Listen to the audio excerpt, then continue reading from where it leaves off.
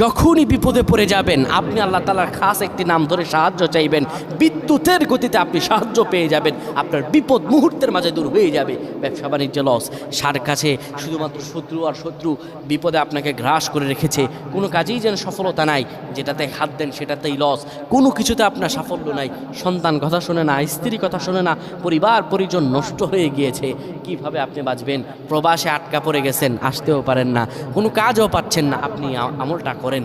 এটি আমার কথা নয়, বিশ্বনবী মুহাম্মদ রাসূলুল্লাহ সাল্লাল্লাহু আলাইহি ওয়াসাল্লামের প্রিয় সাহাবী হযরত যায়েদ রাদিয়াল্লাহু তাআলা আনহু, তিনি একবার মক্কা থেকে হিজরত করে যখন মদিনায় যাবেন, ঠিক সেই সময় বিপদে পড়ে যান।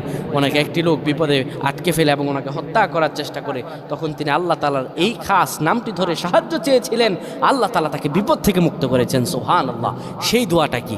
তিনি যখন বিপদে পড়ে যান তিনি বলেন, আগিসনি ইয়া রহমান।